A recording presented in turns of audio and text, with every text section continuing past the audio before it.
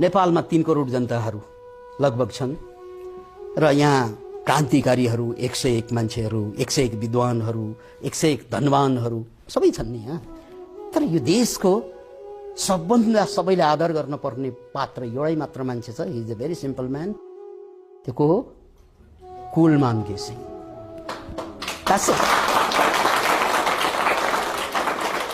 किन भनेर सोध्नु होला, त्यसको कारण छ। किनकि क्रान्तिकारीहरूले, प्रधानमन्त्रीहरूले, हो धनवानहरूले कसैले गर्न नसकेको काम होइन कि हामीलाई वर्षौं वर्षसम्म अँध्यारोमा राखिदियो।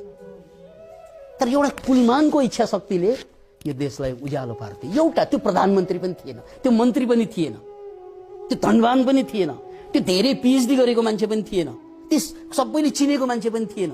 तर यस्तो केही नभएको मान्छेले पनि सारा देशलाई उज्यालो पार्न सक्छ भने तपाईँ हामीले पनि इच्छा जगाउनुहोस्, जसले पनि जे पनि गर्न सक्छ भने निर्धारण गरेर कुलमान घिसिङले।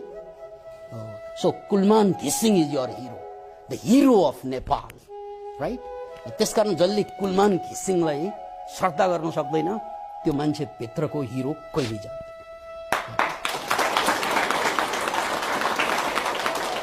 केही गर्नको लागि, असम्भवलाई सम्भव बनाउनको लागि इच्छा शक्ति चाहिन्छ, अरू केही पनि चाहिन्छ। अरू सबै कुरा त्याग्ने ताकत चाहिन्छ। कुलमानले पछि इन्टरभ्यूमा भने यो देशलाई अँध्यारो मेन्टेन गराइराख्नको लागि मलाई पनि अरूलाई जस्तै ब्रिफ केसमा नोटको करोडौंको बन्डल आएको थियो अफर, राइट? त्यो अफरलाई मैले नो भन्न नसकेको भए देश अहिले पनि अँध्यारो हुन्छ। त्यसकारण त्यो नो भन्ने ताकत जुन छ नि, करप्सन नगर्ने ताकत हो, त्यसले त्यो लोभमा टाउको नझुकाउने ताकत, त्यति ताकत भयो भने असम्भव केही पनि हुँदैन भन्नेको प्रमाण के त? कुलमान घिसिङ, राइट? त्यसैले सबै मान्छेभित्र कुलमान घिसिङ हुन्छ। तर फस्छ कहाँ? लोभमा फस्छ कहाँ? डरमा। डर र लोभ यो दुई कुरालाई कुल्चन सक्यो भने हरेक मान्छेभित्रको कुलमान घिसिङ उठिन्छ। यो देशमा